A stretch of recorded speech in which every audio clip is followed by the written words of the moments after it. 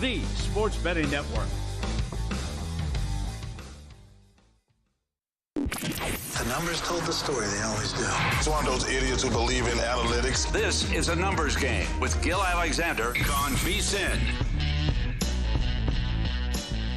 Welcome into a numbers game. It is Kelly Bidlin here.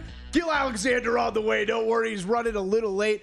I've got my friend Dave Ross to hang out with me, though, for a segment. Dave, you just got done with 3 hours. Thanks for a little extra. You and Gil are always so kind to Jensen and I with your time. So I'm like, of course, Kelly. If I can get any excuse to hang out with you guys for a little bit longer, happy to do it, my friend. All right, well, great. Well, we've got a fun show coming at you later. Bill Crackerberger here for Unscripted with the Crackman Hour 2. We will have that. We got Zach Cohen coming up in a little bit. We'll talk a bunch of Wimbledon, NBA free agency with him. Gil and I will get to NFC West preview later in the show as well. One thing for everybody at home, just to get through Gil's tennis bets that he does have going this morning, in case you want to get in on some Wimbledon action.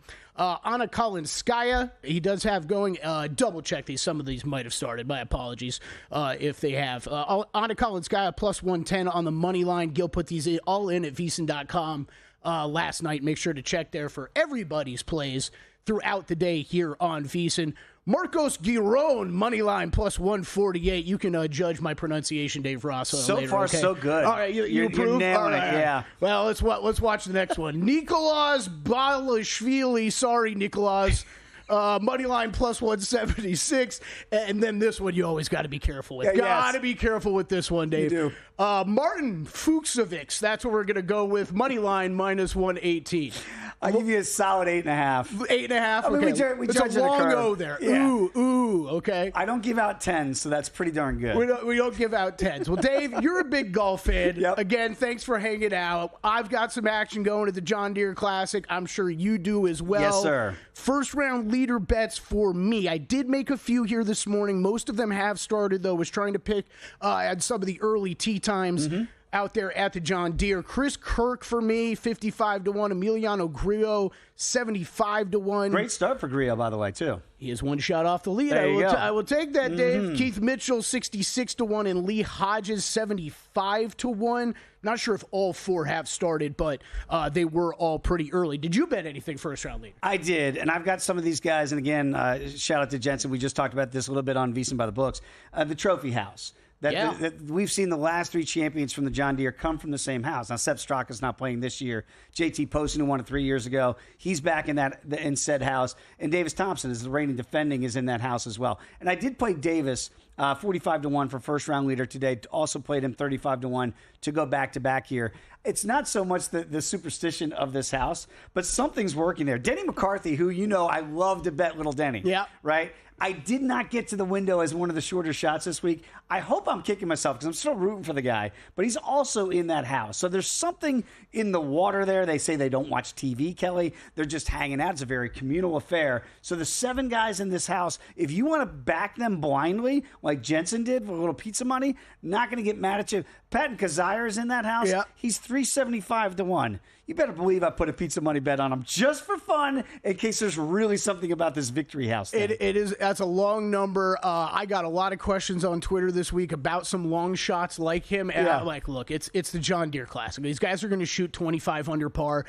You could talk me. It's going to be hard on other weeks to talk me into long shots like that. In a week like this, on a course that is very scoreable, I have no judgment whatsoever on a play like that. Can I ask you about Ben Griffin? Because I see you have him in your top 20 at minus $11. Of course, he's the betting choice to win this week. And I've been talking about it with you and with Wes and Matt Brown, anybody from Long Shots.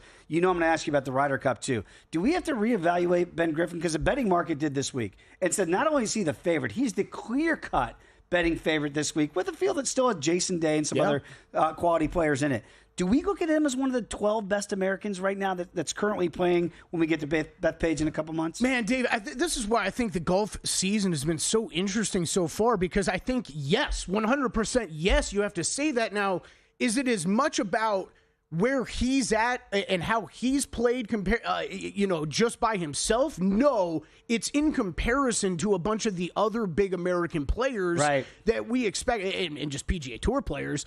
But, Xander Schauffele's been scuffling a little bit. Patrick Cantlay, Colin Morikawa, just not – look, they're all great still, but just not quite the seasons that you were expecting out of those guys. So – yeah, I think you have to consider him right there. And the way I've been attacking it, Dave, it's just, literally the past few weeks, it was probably long shots 3 weeks ago. And I brought up, how long are we going to just pretend this guy doesn't exist? Right. And he's not doing what he's doing. Yeah. And so at least the past couple weeks for me, hadn't been outright plays, but he's cashed top 20s in 6 straight events. And that's where we're at. I don't usually just use basic golf trends like that. Yeah. And especially in Birdie Fest, where there's a lot of variance on the top of the leaderboard, I think that can get dangerous. But I skipped the outright this week, but I'm like, I'll keep backing this guy to finish top 20. You know me. I'm going to listen to a lot of what these golfers say. And I listened to Ben this week, and the way he even carries himself is like he knows that when he shows up this week at the John Deere that he should be the favorite. Like, he's not shying away from this. It's almost like if you go back to when Patrick Reed was bursting on the scene and he said, I'm one of the top 4 players in the world. And people are like, who are you? Right? I'm not saying that that's what Ben Griffin is saying, but you can feel the way he's carrying himself, that he feels like he absolutely belongs not only in the conversation, but he should be the betting favorite this week. He is. I love the sunglasses too. Sorry, whatever him or Phil throws him on. I think it takes your coolness level to the next level. Now I want to run that by Dave Ross, though, commissioner of all golf apparel, because you are not high on the bucket hats. Are you okay with sunglasses on the golf course? I am for Ben because he needs them. It's not like a Phil aviator. How cool nice thing. of you! Yeah, like Ben actually needs them to see, so it's like he's got some eye issue with it. Because at first I was like, "What's he doing with those sunglasses?" And then I went, "Oh, he actually needs them." So I can't get on Ben Griffin for that. And by the way, he changed his whole diet. He changed everything about his golf game to get to where he's going. This is not a guy that just fell into this. He's been actively working on his body, on his eyesight, everything. And now he is playing like an elite player week in and week out on the PGA Tour. It is incredible. Right now, he is still your betting favorite, 16-1. Although I see my man Chris Kirk has just gotten shortened to 16-1 as well. He's in the house. He's in the house. Victory house. He's in the house. Dave, I'm gonna update the leaderboard here. I want you to think in the meantime, though, of give me the 6 people at VSiN that you would choose to share a house with at a golf course like that, okay? Leaderboard right now, Austin Eckroat, no surprise. He's a first-round king, it seems. He is 5 under par. He has the lead by himself. Then it is Doug Gim and Emiliano Grillo at 4 under par. Then you've got a bunch of guys 3 under par. Bo Hostler, David Lipsky, Chris Kirk, Max Homa, 100-1 bomb this week. Max Homa, Kevin Yu, I really heavily considered him and stayed off him. All those guys 3 under par. A bunch of dudes at 2 under par. Again, a lot of guys are going to go low here this week, so we will monitor that throughout the show, as well as Wimbledon. Again, plenty of that coming up with Zach Cohen and Gil Alexander when he arrives. Some news from last night. A wild game of the Dodgers. I'm sure you and Jensen talked about this, but that finishes 5-4. Dodgers win that. Max Muncy leaves, helped off the field with a knee. Didn't look good. And then there's the good news. Clayton Kershaw gets to 3,000 strikeouts. Dave, just talking to Jensen and everything, how high are you guys on this Dodgers team? Rest of the way, and how concerning is that injury to Muncy? What, plus 270 to win the World Series? The shortest shot is not close. The Yankees are next at 7-1. And I guess my concern would be, we had Kevin Franson on, who covers the Nationals now, of course, former major leaguer who played against Clayton, got a couple punch-outs against him, got struck out twice on his way to 3,000. And Kevin was even mentioning how the Dodgers have taken all these shots at the beginning of the year, and here they are, 55 wins, still running away with what looks like a pretty deep National League. So all of a sudden, if they've taken all these hits and they really haven't felt the effects, at least in the win-loss record, you're going to get some of these guys back. Let's hope that Muncy, for him, it's not too terribly long-term, but if it is, you get him back at least for witching hour here in September and October. Look, I want to fade this team. I don't want to play the shortest shots in the board, but I think we'd be almost spitting in the wind if we didn't realize that with all the injuries to the starting pitching, can you rely on Clayton Kershaw? You might be in that position. Now, I don't know if you're going to be able to rely on him as a top 3 starter in the postseason. If you get there, no disrespect to Clayton, this is an all-time great that we're talking about. But is that really what you'd want in the front of your rotation. By necessity right now, he's got to be one of the 5 guys. At the beginning of the year, we were talking about Kershaw as a luxury. Like, if you need a 6th starter, throw in Clayton Kershaw. Exactly, yeah, right? yeah. Throw in the Hall of Famer to be Clayton Kershaw. So he's pitched a little bit better than that. Last night, not his best, but he did 100 pitches to get to that record 3,000 strikeout. If you have to rely on Kershaw, I don't know that I feel great about that in the postseason, at least at his age and with his track record, which has not been great in the second season. Yeah, I'll be honest. I think I view this Dodgers team a little like I viewed the Thunder throughout the course of the NBA regular season of just, hey, this team is really just so much better than everybody else. The problem is and if you listen to a numbers game, watch a numbers game over the years, you hear Gil talk about this all the time. There's a major difference between what the MLB playoffs and the NBA playoffs. It's a completely second season. It is, and the randomness that can occur in the MLB playoffs, way more variance that you're going to see happen there. And we've seen teams advance. You win 1 or 2 series, you're right there all of a sudden. So will be interesting to monitor for sure. A couple other notes from last night. DeAndre Ayton does sign with the Lakers. It's interesting. It's interesting, Dave. I'm an NBA guy. Plus 850 to get out of the West now with that Ayton acquisition. I'm curious. Like, do you really think that's a significant move? Okay, they had to make a move at center.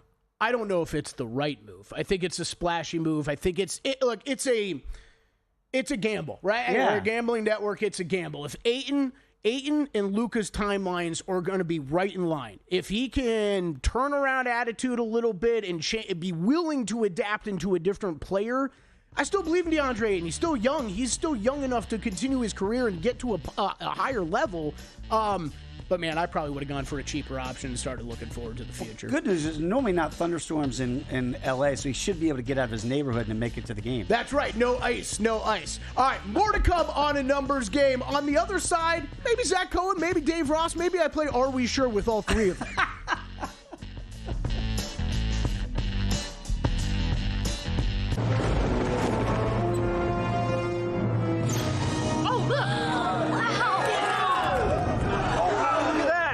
What's the guarantee? Eric? Mike, time to make history.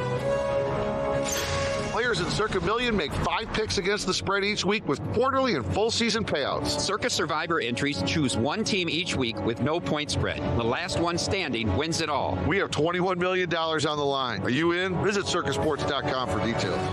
So, Paulie, have you had a chance to read the VSiN Daily yet? Yeah. Came in at 3 a.m. What's Bill doing up that late? Well, rumor has it starts off with a 12-hour meditation session. Then he just pours himself over film and live TV, really focusing and taking it all in. Bill's in with the biggest insiders, talking trade secrets, strategies, the whole 9, absorbing the info. And then and only then can the writing process begin.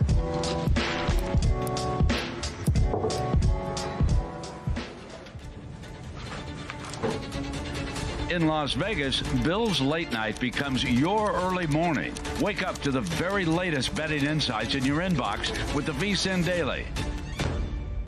Sign up for free at vsin.com/newsletter. On the next Money Moves, Ariel Epstein joins me, Stormy Bonantoni, as we dive into every betting market, including the Nathan's annual famous hot dog eating contest odds. VSiN's own Tyler Shoemaker is going to jump on the show as well to break down a busy betting slate in the WNBA. And former MLB player and radio host Cody Decker will join us to preview the MLB betting card headlined by an AL East matchup between the Yankees and Blue Jays. It's all happening starting at noon Eastern, 9 a.m. Pacific, right here on VSiN, the Sports Betting Network.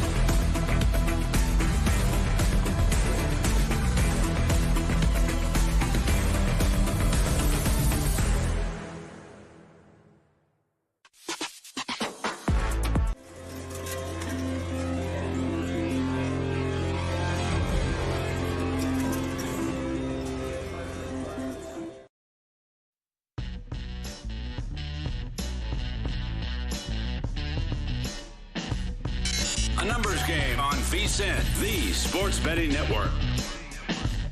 Want to bet smarter? Start with Smarter Insights. Right now, over at VSiN.com, we've got the NFL betting guide. We got Greg Peterson's MLB best bets. Of course, Wes Reynolds' John Deere Classic preview. You can check out what he's betting for the first round and more today over at the John Deere Classic. Right now, you can sign up for full VSiN Pro access until the Super Bowl for only $175.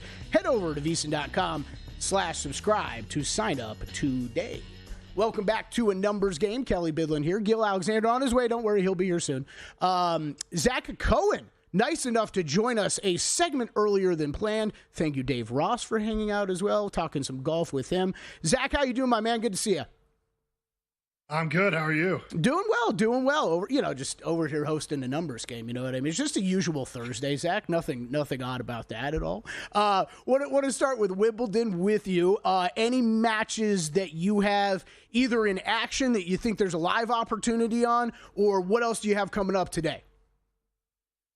So I have 2 plays left today. One of them is for Marin Cilic to win a set against Jack Draper. Draper is, 4th on that odds board you just flashed up there. One of the best grass court players you have in the world.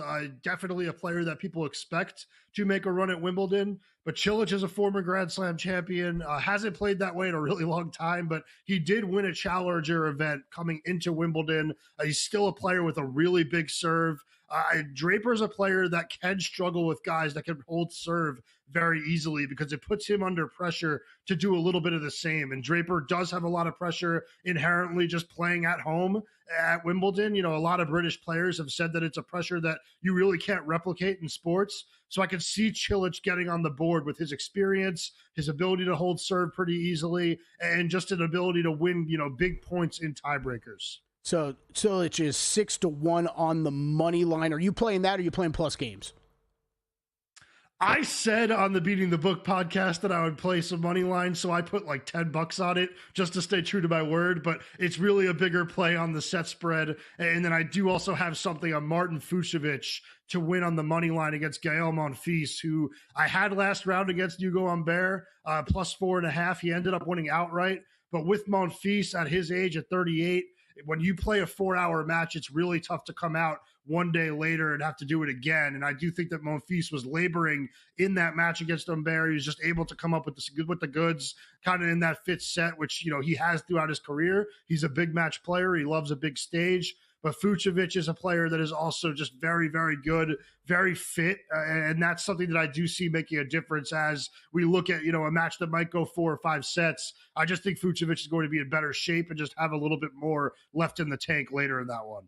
Fucsovics. Got it, Larry. Got it. See, that's important. I want to look at the futures board real quick with you, Zach. Alcaraz plus 110, Jannik Sinner plus 160, Djokovic plus 650, Draper 14-1, Fritz 20-1, and then a pretty big drop to Fonseca at 50-1. In your opinion, is it down to those top 5? Is it down to those top 3? Is it down to those top 2? I still think there's value on Djokovic at plus 650. I mean, that's the price you were getting before the tournament even started, and we've now seen him play a few matches. I think he's looked pretty good. I know that he let up a set against Alexandra Muller last match, but that was a match in which he had a set point in that one set he lost. Just kind of let it get away. It's really just a matter of will he beat a Jack Draper in the semifinals or the quarterfinals, and I do think he can. I just think we saw it with Zverev last tournament at the French Open. Once these guys that are really not known for winning huge matches in their career have to face Djokovic in this type of setting, it's just a whole different ballpark when you're talking about pressure. And I do think Djokovic's best chance of winning his 25th slam will be at Wimbledon, just because it doesn't, count on so much of his movement anymore. Like, he can win this by serving well, by hitting the ball well. And he's the type of player that we've seen him kind of sleepwalk his way into the finals of this event before. So I think that that's the best value play at 650. I do think that this is going to be Sinner's tournament.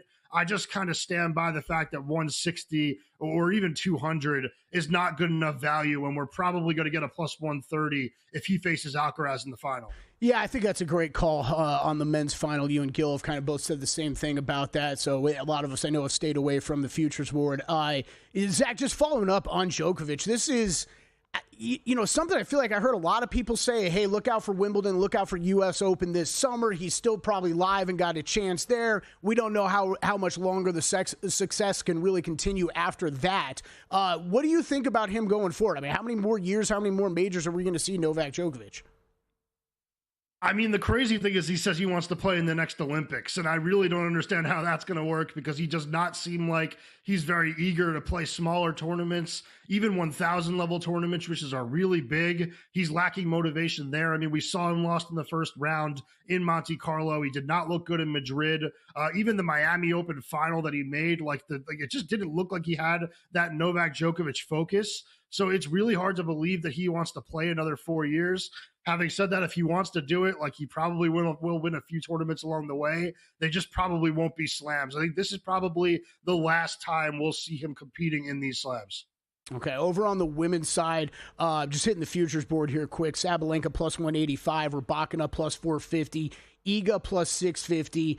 Then we get down into double digits. Andreeva 11-1, Madison Keys 11-1 this morning, Anisimova 14-1, and then we get to Raducanu at 20-1. I know a lot of you guys said this is really wide open heading into the tournament. On the women's side, has it crystallized at all, or has anybody come into focus of someone that you want to bet get in on outrights right now?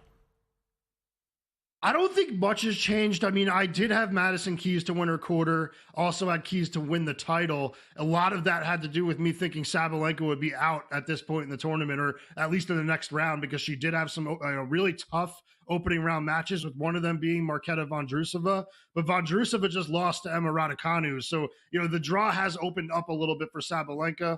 I still think that Keys has a really good shot of winning that quarter. The one play that I would consider making, if you haven't made any yet, is Amanda Anisimova, who has just been unbelievable on grass in her career. It's a very short grass career. These players don't get to play a lot of grass court tournaments because it's really a 3 or 4 week grass court season. Every other surface, gets a few months. But Anisimova is a player that I do think is going to be in the semifinals if she makes it there. And even if it's Sabalenka, she has a really strong head-to-head history with Sabalenka. So I could see her being a really good play at 14-1. I also think Emma Navarro is a player that I'm kind of targeting in quarter 3. I do have a quarter play on her as well. I lost Pegula there, but still have Navarro alive. So doing well in the wealthy daughter situation. But I do think that Navarro, I think Navarro's got a few good wins under her belt here already. And that draw has only gotten easier in quarter 3. Okay, I like it. Any other plays for today before, of course, I move on and talk some NBA with you? No, just those two. I mean, tomorrow I'm going to be looking at Alejandro Davidovich Fokina against Taylor Fritz. I like the over 3.5 sets in that match, which will be a little bit juiced. But Fritz has been going to some really deep matches. We've seen him play 2 5-set matches in a row. Davidovich Fokina isn't as big of a server as some of his previous opponents, but I do think he's enough of a grass court, player that he can at least win a set in that one. So I would expect that match to be 4 or 5 sets as well. Okay, I like it. Switching over to the NBA now. Zach Cohen on with us, VSiN senior editor here at VSiN. 2-year, $16 million contract for DeAndre Ayton, Zach. You like it? Do you hate it? What do you think the Lakers should have done in this situation? I really like it. I mean, it definitely stinks for them to lose Dorian Finney-Smith. There's really no way around that. But the moves that they've kind of made since then, I think have been sneaky good. I really like Jake LaRavia. I think that he's a player that maybe won't, fill out the entire production that we saw from Finney-Smith, but he is a big, lengthy wing that competes on defense. He can shoot in the high 30% from 3. Now he has LeBron and Luka spoon-feeding him 3-point attempts. I think he's going to flirt with 40% 3-point shooting and kind of give them a little bit of that defense that they need on the wing, because he is a player that is, younger, more active than Finney-Smith. So they did pretty well pivoting there. And Ayton, man, for 2 years, $16 million. I know he's going to be making some of the money he already made with Portland, so maybe it's not really the motivation level we're expecting. But I wrote it at VSiN.com. This is a player that is now playing for $8 million after having made $30 million the years before that. He's only 26 years old. He has to be looking at this as a golden opportunity to rebuild his value and make another big payday at some point, because at 28, teams would still be willing to pay him if he plays well. And this is a guy that shot 60% from the field when he played with Chris Paul, was one of the best pick and roll finishers in the league. And he was the anchor of a Phoenix defense that was top 5 in the league. His defensive EPM those seasons with Phoenix was very, very high. At one point, it was 94th percentile in the NBA. Back with Portland, last season, it was 58th percentile. So there was a huge drop off there. But playing with LeBron, playing with Luka, having guys constantly barking at you, that works, at least for a little with Ayton. We saw it in Phoenix where, Paul and Booker were able to get to him until they weren't anymore, until it kind of wore thin. But I do think that this is a different point in his career where he's kind of, he has to step up or he's going to face the music. Yeah, I am with you. I think that from the outside, this is going to be a little interesting to watch. But if you are a Lakers fan out there, it's desperation time for DeAndre Ayton, right? Like, you got to get this back together over the next year or two, maybe sign a big deal. More with Zach Cohen on the NBA. On the other side, you're listening to A Numbers Game right here on VSiN.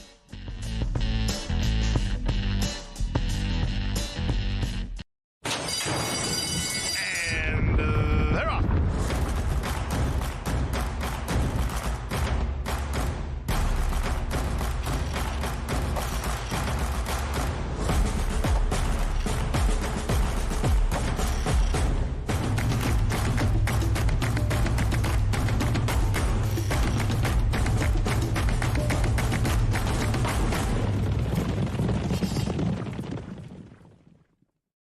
Football season the sharp way with a VSiN Pro subscription. Right now, grab our football special for just $175. An early bird deal that gives you full VSiN access through the Super Bowl. That includes our NFL betting guide, loaded with team previews, power ratings, and season-long best bets. Plus, pro picks sent to your inbox daily, betting splits from DraftKings and Circa, live shows on the VSiN Watch app, and so much more. Don't wait. Sign up now at VSiN.com/subscribe and join us on the Sports Betting Network.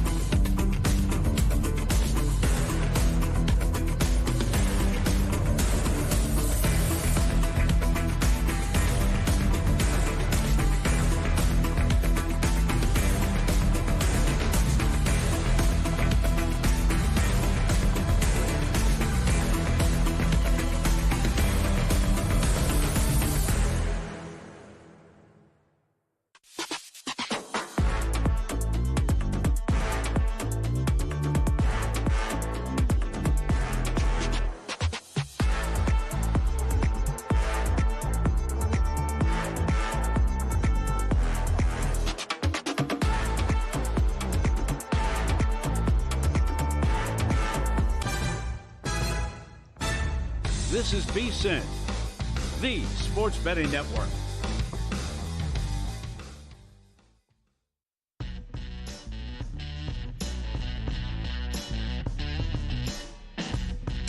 A numbers game on VSiN, the sports betting network. Back on a numbers game, live from Circle Resort Casino, downtown Las Vegas. Gil Alexander, Kelly Billin. And when I say back, I mean back from yesterday. How you doing, man? Hey, you're here at 7 o'clock. Just, rewind the clock 30 minutes. I just want to say this. I'd love to give you a proper explanation for this. I don't know that I have one. It might be some paranormal activity happening in the apartment. You gotta watch that. Because the alarm and the phone was supposed to be in one place, and let me just say I woke up and it was a completely different place. It was in a different place. It never happens with Gil Alexander either. Well, it never happens to a point where I didn't worry until about, 12 minutes before the show. There have been, between a numbers game and primetime action, do a little quick math here. Yeah. Over 8.5 years. Yeah. 2,500 shows?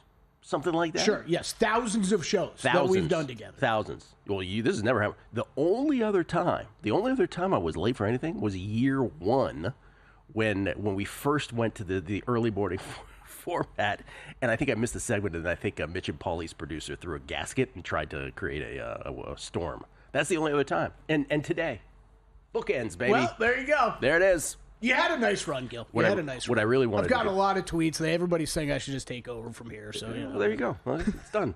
You know what? Actually, screw you and your tennis bets that I had to pronounce in the first segment. Oh boy, almost got us canceled. I think. Basilashvili? Now more of the Fucevics, whatever his name is. I'm gonna really stop saying it. Neither have started, nor has Kalinskaya this morning. What I've decided to do is I'm just picking the segments I want to show up for now. That's what we're doing. It's a good call. Kalinskaya, Basilashvili, Fucevic yet to start. Giron lost this morning as a plus 148 dog, so that's what remains in tennis. I assume you did tennis with Zach already. He's given his tennis play. We did do tennis already. Okay, yes, Zach hanging out, though, still. Good guy. Thank you, Zach. Thank you, Dave Ross. Thank you, Dave Ross. Zach, what's happening, man? You good? Not much. I have Fucevic with you, so I'm excited about that. All right, let's get that done. That's a fade of Gael Monfils. Okay. Your boy.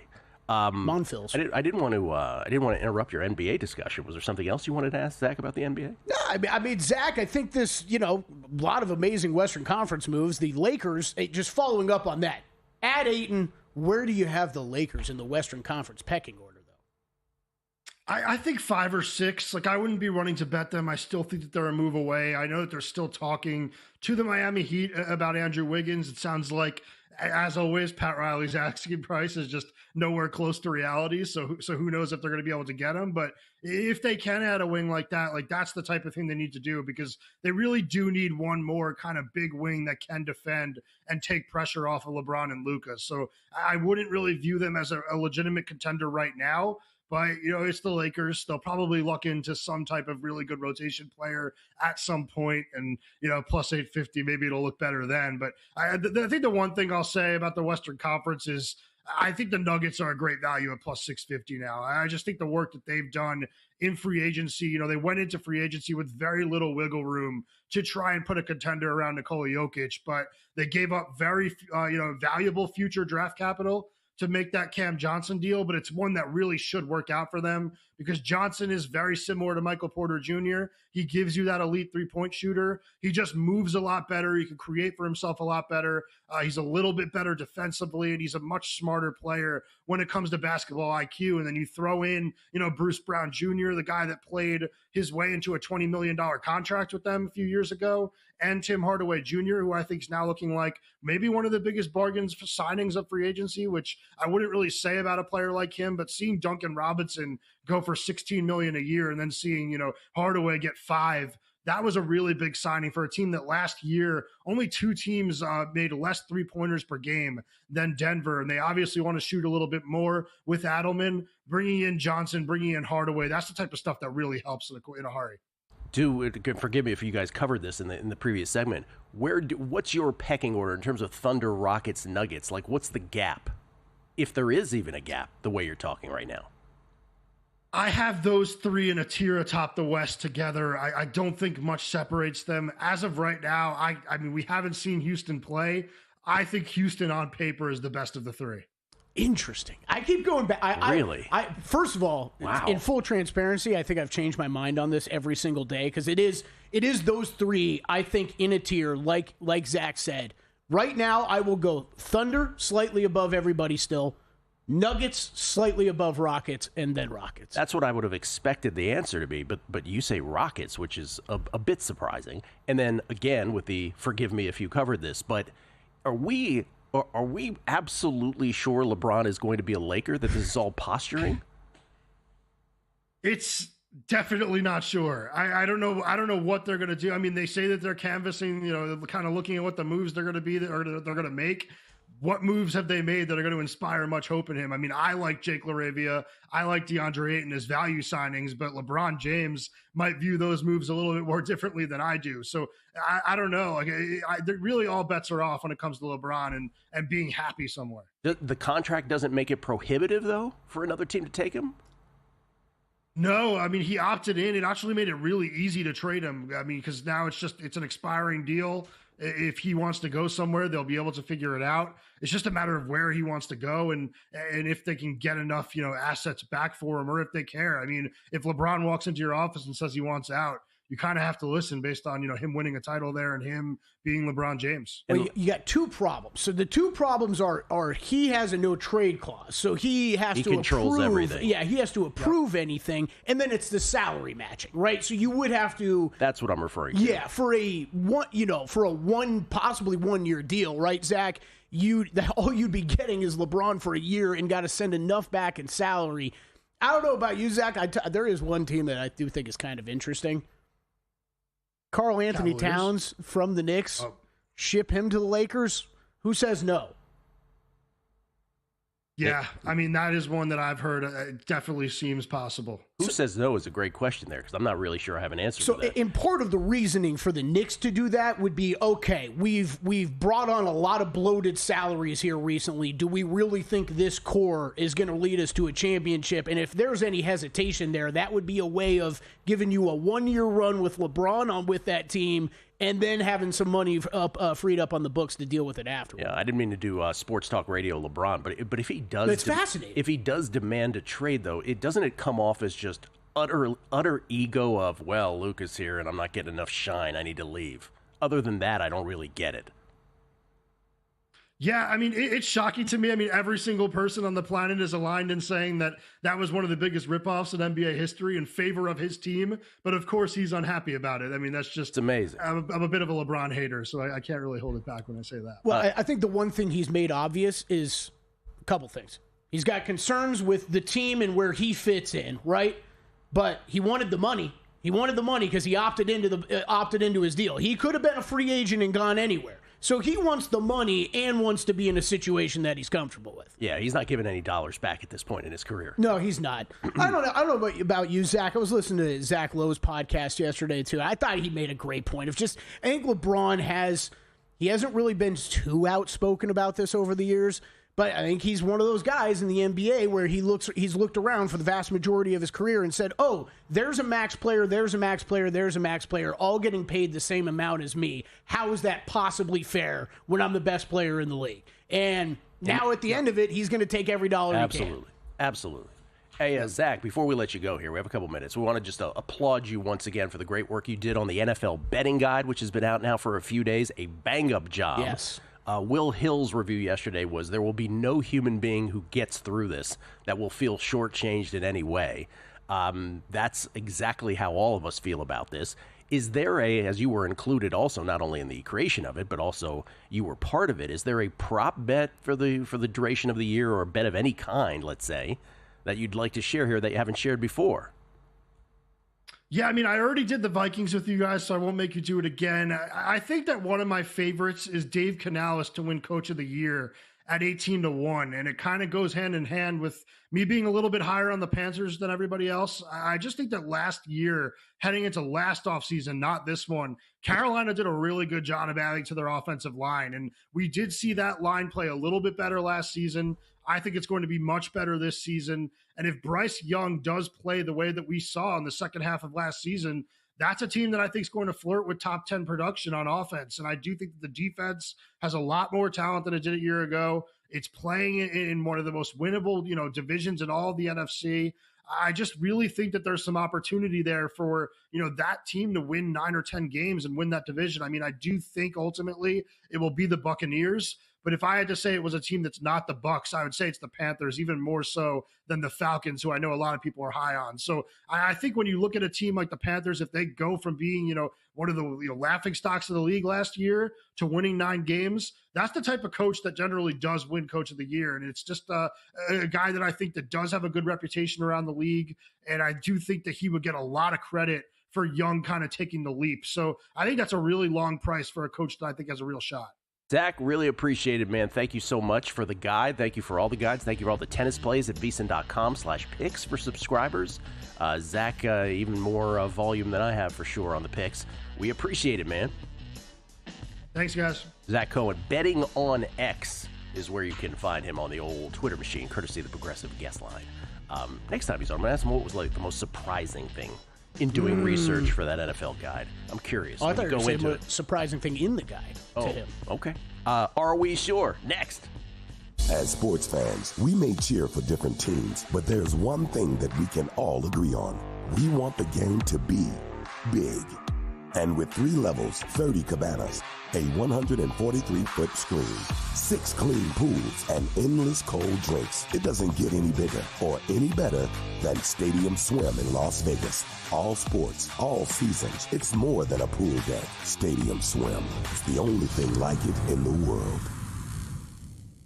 Your favorite VSiN shows and personalities are now available to download as podcasts. Catch every hour of our live broadcast with VSiN Best Bets, or find your go-to show and download it directly. Get instant reactions to last night's games, sharp analysis on today's biggest matchups, and everything in between. Whether you're commuting, working out, or just catching up, VSiN lets you take the action with you wherever and whenever you want. Search VSiN on your favorite podcast platform and get in on the action with VSiN, the sports betting network.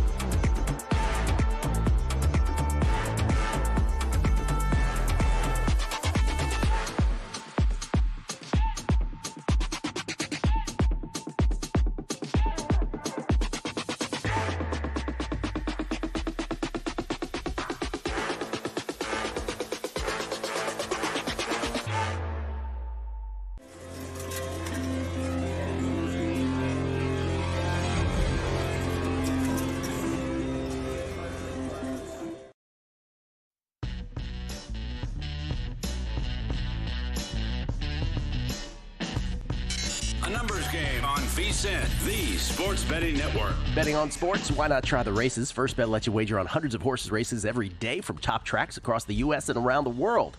Sign up at firstbet.com. That's the number one, stbet.com. Use promo code VSiN200 to claim a 20% rebate for your first 60 days up to $200. Head to firstbet.com today. Guess what, Kelly?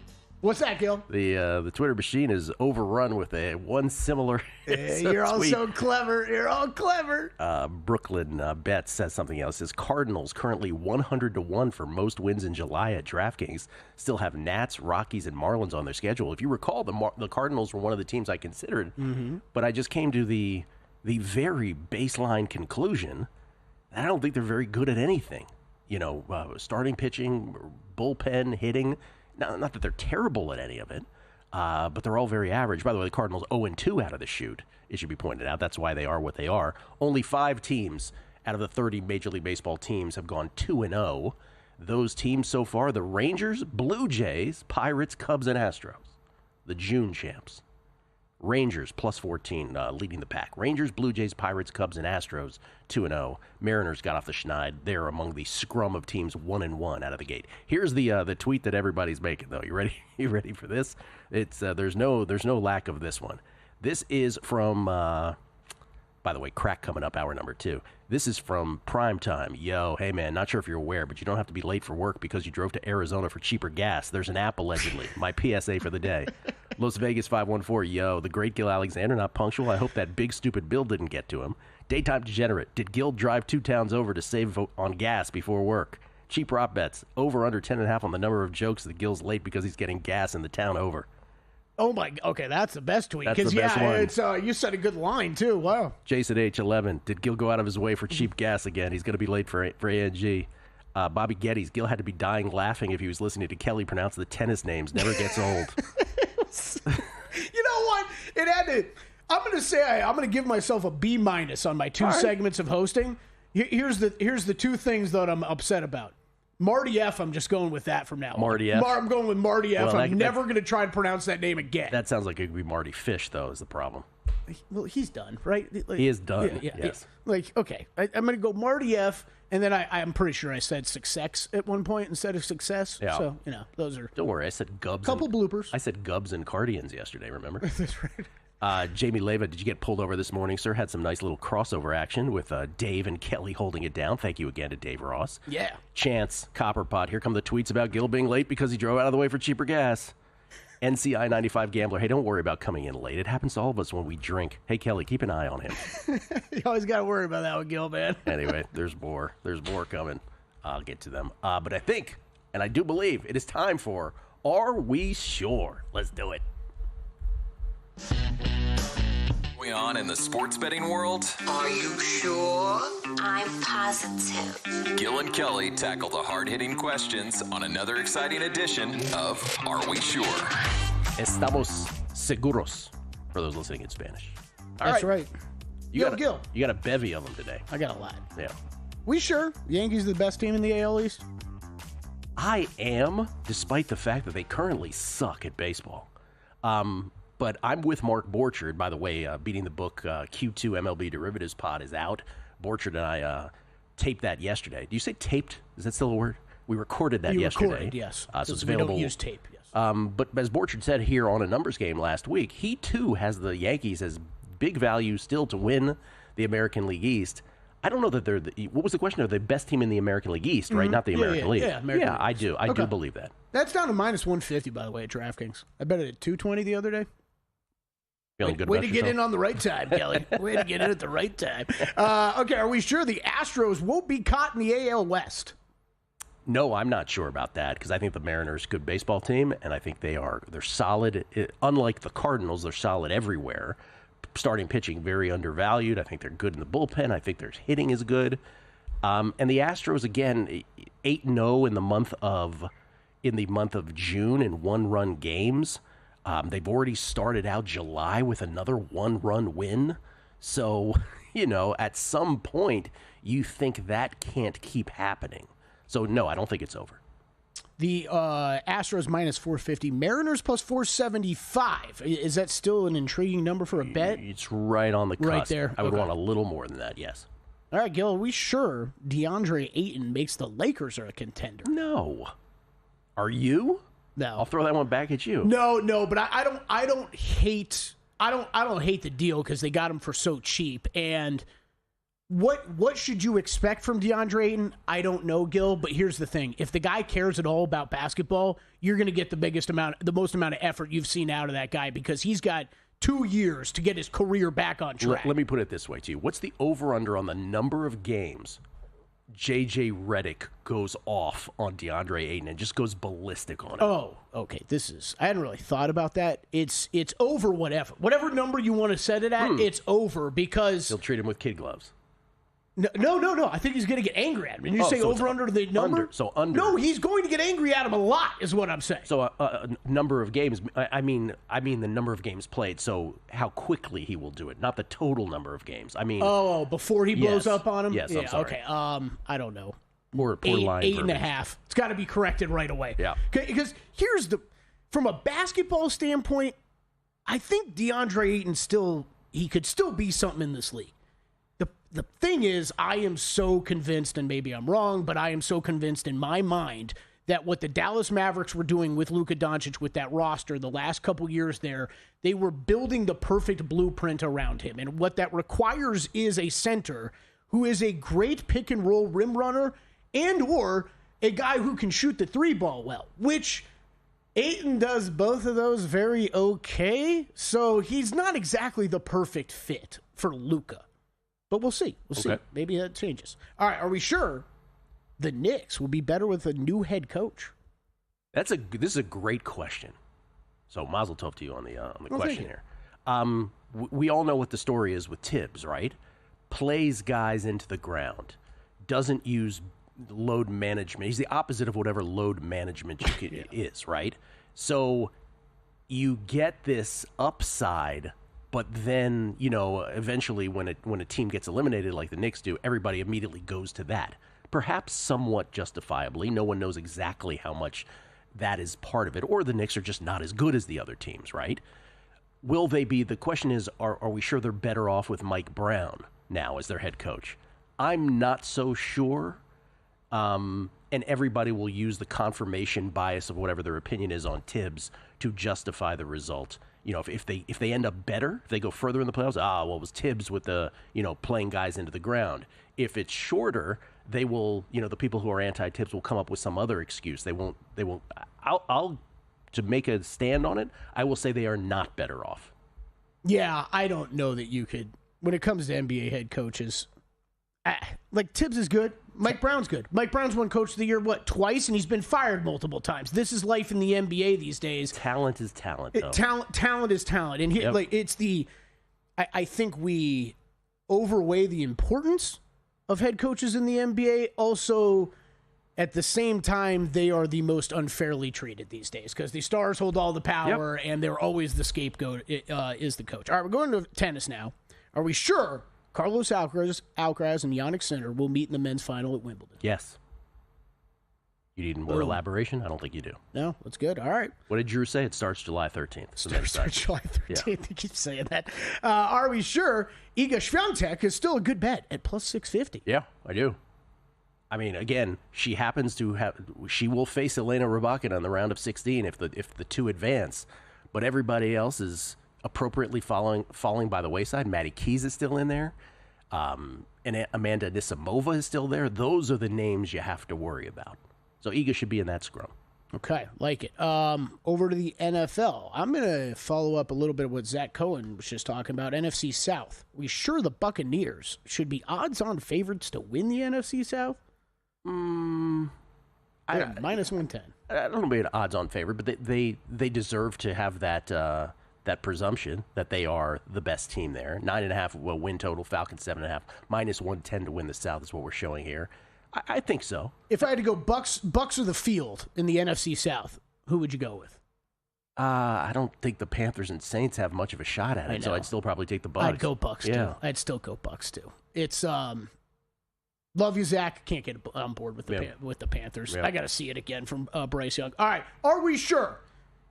July 4th, tomorrow, hot dog eating contest. I'm throwing you a question. If I set the spread at Gill plus 70.5 hot dogs, could you cover against Joey Chestnut?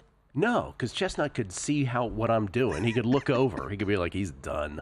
Like, he's done at 5 or 6, and then he just pound a few more into his mouth. I mean, that would be his record, though. He would have to break his own record. In order to shame me, he could break his record. How many could you eat?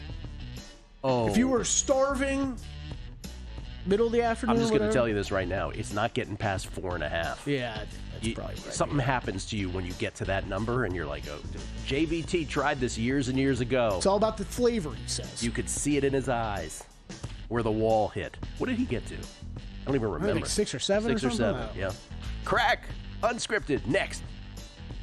Introducing the $500 trifecta. Use your GBank Visa signature credit card within 3 months of account opening and